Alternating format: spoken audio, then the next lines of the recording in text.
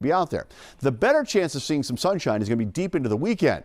In the meantime, we have temperatures tonight which will be dropping into the upper 30s, but no one's getting close to 32, so I'm not overly concerned about any kind of patchy ice or anything developing like that. Nothing wintry in this forecast. However, I may have a little more of a winter chill coming up. I'll show you what timeline we'll have where we get the colder air moving back in. Erica? Thank you, Mike. And remember, the best way to stay one step ahead of the weather is our WCVB app. Turn on alerts to get the latest weather updates.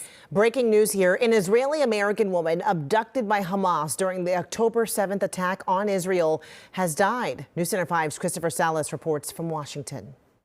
Late Thursday, the couple's kibbutz confirmed Judith Weinstein, an American-Canadian Israeli woman thought to be a Hamas hostage, did not survive the initial attack. Officials say Weinstein and her husband, Gad Hagi, were taking a walk the morning of October 7th. They say both were killed that same day, their bodies taken to Gaza. His death was just confirmed last week. In a statement Thursday, President Biden said, in part, no family should have to endure such an ordeal, and I reaffirm the pledge we have made to all the families of those still held hostage. We will not stop working to bring them home. More than 200 people were kidnapped by Hamas in October. American officials said earlier this month fewer than 10 Americans are still being held captive. In Washington, I'm Christopher Salas.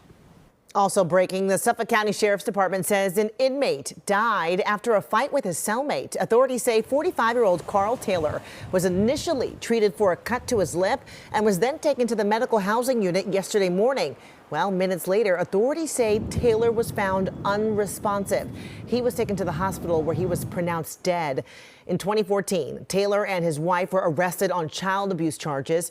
He was being held pending charges of assault and battery and intimidating a witness. In Commitment 2024, a campaign controversy for Republican presidential candidate Nikki Haley. She is now clarifying comments she made about the Civil War and slavery. Haley on the defensive in New Hampshire today. News Center 5's political reporter Sharman Sacchetti live in Concord with this. Sharman. Erica, Haley is getting backlash from both Democrats and Republicans over these controversial comments.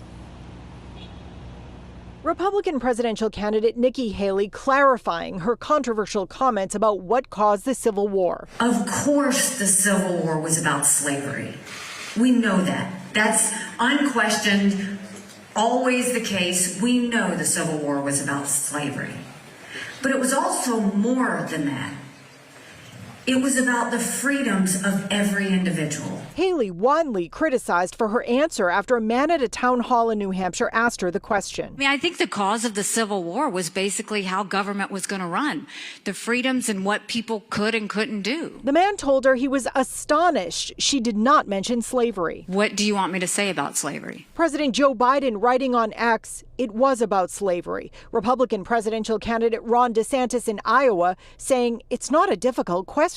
I just think that this shows this is not a candidate that's ready for prime time. You know, she's gotten a pretty free ride from a lot of the corporate press. National poll averages show former President Donald Trump far ahead with 62% compared to DeSantis and Haley at 11%. In New Hampshire, former President Trump is at 46%.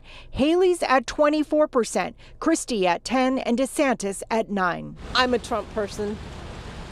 You're going to go with him? I am. Now, Nikki Haley is at another town hall in about an hour. She'll be joined by Governor Chris Sununu, the New Hampshire governor, who has since endorsed her.